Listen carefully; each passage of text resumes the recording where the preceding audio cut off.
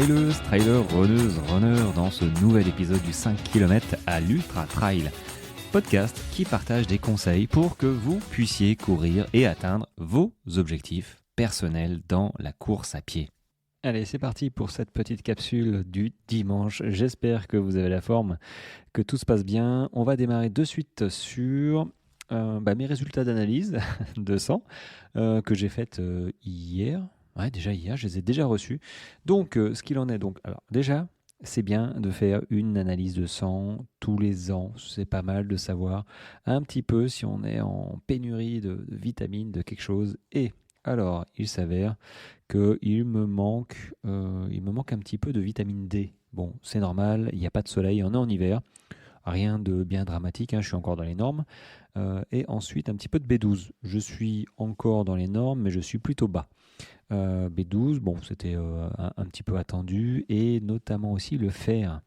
Le fer, je suis limite basse, je ne suis pas hors tolérance, mais ce serait pas mal que j'en ai un petit peu plus, donc je vais axer une petite cure en fer. Parce que en fait, le sport qu'on pratique, la course à pied, le trail, fait de choc. Mais apparemment, et je ne pourrais pas l'expliquer pourquoi, comment, ça fait descendre un petit peu notre taux de fer. L'absorption de fer se fait beaucoup moins facilement et du coup, j'ai l'impression qu'on en gaspille, tu vois. Donc, il faut que je fasse une petite cure de fer. Et à savoir aussi que quand, comme moi, tu prends le café à l'issue de ton repas, c'est mieux d'attendre une petite demi-heure avant de prendre ton café parce que, en fait, boire son café après un repas de suite après, ça limite l'absorption de fer que contiennent les aliments que tu ingères. C'est un petit peu dommage de se passer de fer. C'est-à-dire que si tu as un aliment qui est riche en fer, si tu prends un café à l'issue de ton repas, tu n'auras pas vraiment les bénéfices nutritionnels de cet aliment. Donc je le savais et je pense que c'est en partie à cause de ça parce que mon alimentation est vraiment équilibrée en fer aussi. Je le sais, mes barres Beauty j'en mange une ou deux par jour. Et chaque barre fait 33% des apports journaliers recommandés. Donc je suis encore dans les normes, mais j'aimerais bien que ce soit quand même beaucoup plus haut. Donc je vais me faire une petite cure. Il faut que j'en parle à mon médecin. Donc ça, c'était juste pour l'anecdote des prises de sang. Mais c'est vrai que c'est quand même assez important, je trouve, au bout d'un moment, d'établir les causes potentielles un petit peu flagrantes du pourquoi on est essoufflé, pourquoi on est fatigué. Bon voilà, moi je sais que je fais pas mal d'écran, donc je sais que c'est à cause de ça que je suis fatigué, mais tu vois, mon taux de fer qui participe aussi à ça, il est quand même un petit peu bas, donc ça peut expliquer. Donc il faut, si tu veux un petit peu savoir pourquoi ça va pas en ce moment, tu fais une prise de sang, t'en parles à ton médecin qui va te dire, faut faire ça, ça, tac, tac, ordonnance, tu vas dans un labo, tu fais une prise de sang, ça prend 5 minutes et tu as le résultat le lendemain, et puis tu partages ça avec ton médecin et tu vois, voilà, ça te fait une petite cartographie. Donc là, c'est ma première cartographie finalement, parce que dans la marine, j'avais pas de, je donnais mon sang, tu vois, mais j'avais pas spécialement de prise de sang comme ça, pas besoin. Du coup, voilà, la première est faite, et je verrai, je sais pas quand, peut-être moins d'un an, je verrai, parce qu'avec les courses à endurance comme ça que je vais faire, les entraînements, après. Pour l'histoire du fer, apparemment, on peut se faire des injections de fer. Bon, il faut que je demande à la médecin si c'est vrai ou pas. C'est ma femme qui m'a dit ça. J'ai tendance à la croire.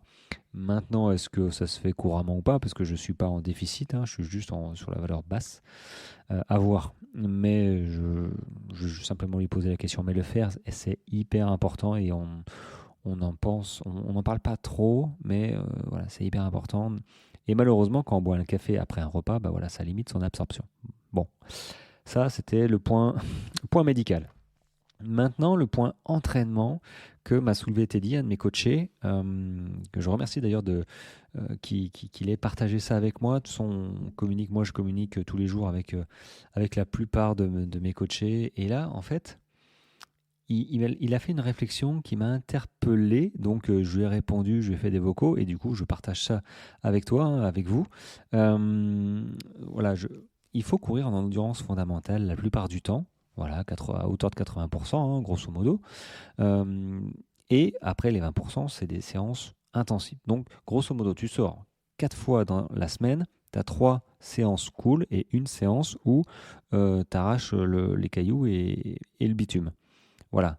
Maintenant, il a fait une réflexion comme quoi, en endurance fondamentale, il est à 6 minutes 30 et que il sent qu'il peut être en endurance fondamentale à 6 minutes. Comme ça, il se sentira progresser. Alors, est-ce que les progrès se mesurent à la vitesse de l'endurance fondamentale que tu fais? J'ai envie de dire, c'est une mauvaise façon de penser. Et je lui ai dit d'ailleurs, tu sais, les Kenyans, enfin les Kenyans, parce que je pense aux Kenyans, mais c'est vrai que les pros qui ont des vitesses max aérobiques, là, les VMA qui sont largement supérieures à 20 km/h, hein, font leur footing à 12 km/h. Donc si eux, qui courent un marathon entre 2 heures et 2 heures et demie, le marathon, et qui court en endurance fondamentale à 12 km/h, est-ce que tu penses que toi, un petit athlète normal, tu es en endurance fondamentale à 12 km/h, à 11, voire même 10? Moi, je pense que non. Et voilà. Après, moi, sur la route, j'étais à 11, qui pour moi était bien, mais très clairement, et c'est là où je lui dis, on ne mesure pas notre progrès à l'endurance fondamentale. On mesure nos progrès sur les courses. Point. Si tu fais pas de course, ok, tu peux étalonner un parcours type pour dire, ok, là j'ai fait peut-être, tu vois, une séance de fractionné, j'étais plus à l'aise maintenant qu'il y a 3 mois. Ça, oui, tu peux te voir progresser comme ça. Mais c'est vrai que ce qui compte, ce qui marque surtout les progrès, ce sont les courses officielles. Et pas la notion d'endurance fondamentale. Tu es à 6 minutes 30, tu es à 6 minutes, sincèrement, on s'en fiche. Ce qu'il faut, c'est que quand tu cours en endurance fondamentale, tu génères le moins possible de fatigue. Donc si à 6 minutes au kilomètre, tu génères autant ou aussi peu de fatigue qu'à 6 minutes 30, bon, bah, si tu as envie de courir à 6 minutes, tu cours à 6 minutes. Sincèrement, il n'y a pas de différence. Euh, Maintenant, que tu fasses, comme je leur dis, que tu fasses 7 km à ta sortie ou 8, ça intéresse qui? Personne. Tu vas mettre ton truc sur Strava, peut-être ton ego en disant ah, j'ai couru 8 km ou 7 km, ok. Mais si tu cours trop vite sur ta séance d'endurance fondamentale, tu vas générer un petit peu de fatigue et ainsi de suite, petite fatigue sur petite fatigue. Alors que tu penses être bon, va créer une fatigue résiduelle et peut-être, pas un surentraînement, mais toi, une fatigue chronique et une stagnation des résultats de tes chronos et potentiellement une blessure. Tout ça parce que tu cours un tout petit peu trop vite. Tu vois, ceux qui sont à 12 km/h, moi, et je parle pas des élites, hein, mais des gens classiques, hein, ceux qui sont toujours à 12 km/h, tu vois, ils sont entre entre deux vitesses. Et clairement, ils sont trop hauts. Ils sont pas à 130 battements par minute ou 140 à 12 km/h. Euh, Après, chacun est différent, mais en règle générale, tu n'es pas à 140 battements par minute à 12 km/h en disant je suis en endurance fondamentale. L'endurance fondamentale à 5 minutes au kilomètre, bon, faut déjà avoir un sacré niveau. Donc la plupart du temps, tu es plus proche des 6 minutes au kilomètre, voire 6 minutes 30, parce que, je le rappelle, l'endurance fondamentale, c'est bien une notion de ressenti. Je vais dire de vitesse, mais d'abord de ressenti. Si tu arrives à courir la bouche fermée, en respirant que par le nez, ou à discuter, mais je préfère la bouche fermée en respirant par le nez, parce que tu peux discuter avec un copain en respirant et sans t'en rendre compte que tu es un petit peu essoufflé. Bref, si tu as une sensation vraiment d'être au ralenti, que tu ne peux pas courir moins vite, que tu respires par le nez tout le temps, que tu es à l'aise, là, tu es en endurance fondamentale. Point. Ta vitesse, bah, tu la regardes, ok, je pense pas que tu sois à 5 minutes au kilomètre. Donc, tu te fies pas à ta vitesse en disant, allez, je pars en endurance fondamentale à 5 minutes 30 ou 6 minutes. Il y a des jours où tu es fatigué, bah, peut-être que tu seras à 6 minutes 30. Voilà, c'est vraiment, il faut adapter sa séance suivant aussi sa forme du moment. Et c'est important de faire attention un petit peu à tous ces signaux et de ne pas penser distance. Si tu penses distance, tu vas te fixer, bah tiens, il y a pas, il y a 2 heures, il y en a qui dit, sur Instagram, pardon, je vais y arriver. Moi, je prépare un semi-marathon au mois d'août. Je fais 6 km tous les jours. Moi, ça me pose un problème si un de mes coachés me disait ça. Parce que du coup, il se fixe une distance tous les jours. Alors déjà, je ne sais pas s'il fait que ça ou si il a des séances spécifiques. Parce que se faire un semi en faisant que 6 km et je ne sais pas à quelle allure, c'est pas forcément pertinent. Maintenant, je trouve que ça renvoie à un aspect négatif de se dire je fais tant de kilomètres tous les jours ou à chaque fois. Ça veut dire qu'il y a parfois où tu auras un coup de moins bien. Tu vas peut-être te forcer. Et si tu fais pas 6 km mais tu fais 5 km ou 5 km 5, ça a une connotation un petit peu négative. Ça veut dire que ouais, tu as loupé ta séance. En fait, c'est ça que ça veut dire. Donc je trouve que ça renvoie un petit peu trop de négativité. Et clairement, moi, je fonctionne beaucoup plus en termes de temps. Tu sors 40 minutes ou tu sors entre 30 et 40 minutes, entre 40 et 50, suivant comment tu te sens. Et après, la distance, tu vois la distance. On s'en fiche de la distance. La distance, elle viendra avec les entraînements ou sur des séances bien spécifiques en disant, OK, tu prépares un semi-marathon, tu vas faire une séance à 12 km, à 12 km ou à 15 km, sortie longue, 15 km. Point. On verra combien de temps tu mets, mais tu fais 15 km. Mais généralement, moi, c'est plutôt l'inverse, tu vois, hors séance spécifique. C'est-à-dire, OK, tu cours 45 minutes, endurance fondamentale, cool. Ou tu cours en 45 minutes, fartlek, voilà. Ou tu fais une séance de fractionné, voilà. Mais on s'en fiche de savoir le volume kilométrique. On n'en est pas là. Alors évidemment, il y a des préparations où il faut penser volume kilométrique, très clairement. Mais regarde, moi, je suis à 50 et à 60 km par semaine, grosso modo. Ça ne m'empêche pas de courir des ultras avec 10 000 mètres, 12 000 mètres de dénivelé. Ça ne m'empêche pas, dans un mois, un gros mois, un mois et demi, de faire 224 km en duo pour la Volvic et 7 000 mètres de dénivelé. Tu vois, ce n'est pas une question de quantité, mais c'est une question de qualité avec les séances spécifiques. Avec du renforcement musculaire, avec une bonne alimentation, tu vois, c'est un tout. Donc il ne faut pas penser kilométrage, il faut penser temps. Et pour en revenir à la question initiale de Teddy, qui me disait, je pense que je peux descendre ma vitesse d'endurance fondamentale à 6 minutes parce que voilà, je sens que j'ai progressé. Et là, clairement, tout dépend comment il se sent. Comme je le dis, hein, si tu es aussi à l'aise à 6 minutes, ok. Mais ne pense pas que parce que tu cours un petit peu plus vite, tu as progressé. En quelques semaines, hein, ça fait pas longtemps.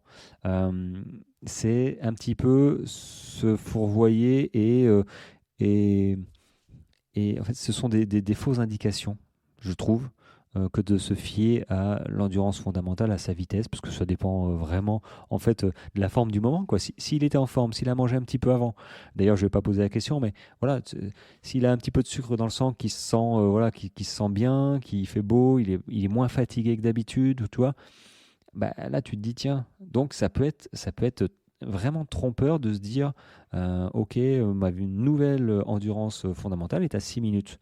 Parce que quand tu vas courir à 6 minutes 30, tu vas être quoi, il va être dégoûté parce que du coup il court moins vite.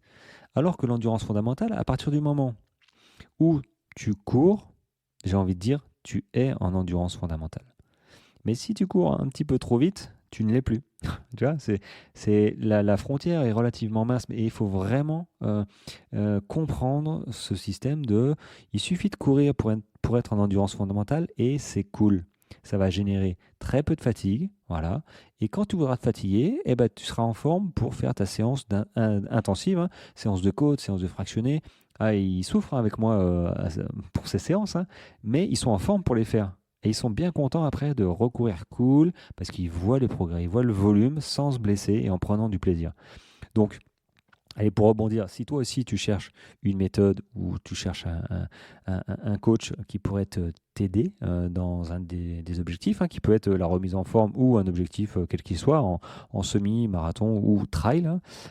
Moi, ça va de trail court à trail long. Eh ben, écoute, fais-moi signe et prends contact avec moi. Ce sera avec plaisir que je te renseignerai. Bref, ceci étant dit, voilà, l'endurance fondamentale, c'est pas là où tu vas voir tes progrès. Donc voilà, pour pour conclusier, j'allais dire pour concluser, pour la conclusion. Je ne sais pas si ça existe le verbe concluser. Non, ça n'existe pas. Donc, en conclusion, je dirais ne mesure pas tes progrès avec la vitesse d'endurance fondamentale parce qu'elle est vraiment fluctuante et ça ne sert à rien. Tu mesures tes progrès, peut-être sur une séance spécifique en début et en milieu de préparation ou en fin de préparation, de fractionner, séance de côte, tu es plus à l'aise, mais voilà, plutôt du fractionné sur du plat. Mais clairement, tes progrès se mesurent sur une course que tu as préparée. Et si tu fais mieux que la dernière fois, ouais, ok, il y a progrès. Mais en même temps, il n'y a pas que ces facteurs-là de temps. C'est comment tu as pu te préparer, est-ce qu'il y avait du vent, la météo, ta forme. Tu vois, moi je sais qu'il y a un des marathons que je voulais faire mieux que mon record et finalement j'ai fait moins bien. Mais il y avait du vent et surtout il y avait marathon de Saint-Tropez, il y a une côte au 28 ou 30e kilomètre.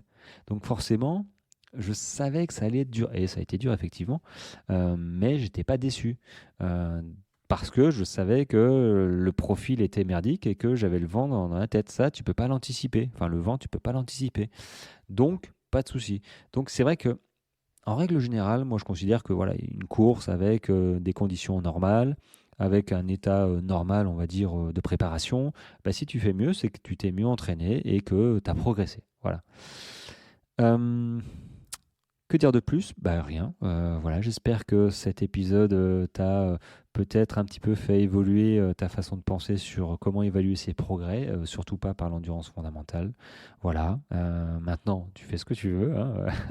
On est tous humains. Moi aussi, je me suis dit, tiens, je ne vais pas courir en dessous de 11 km/h parce que, bon, maintenant, j'ai revu ma pratique et bizarrement, avec une bonne technique de foulée, je me blesse quasiment plus. Voilà, enfin, ça fait des années et voilà, je pense que ce genre de technique et de méthode fonctionne très très bien et je le vois tous les jours avec mes coachés. Donc, écoutez-moi, écoutez-moi. Allez les amis, c'était la capsule du dimanche. On se retrouve demain, début de semaine, en forme, j'espère. Avec le soleil un peu moins sûr de mon côté, mais bon, je l'ai eu aujourd'hui, donc c'est très bien. Enfin, aujourd'hui, samedi, demain peut-être un peu moins. À l'heure où tu écoutes cet épisode, je crois qu'il ne fera pas très très beau, mais bon, on ne peut pas avoir le soleil tout le temps. Et on se retrouve demain en forme. Allez, ciao ciao.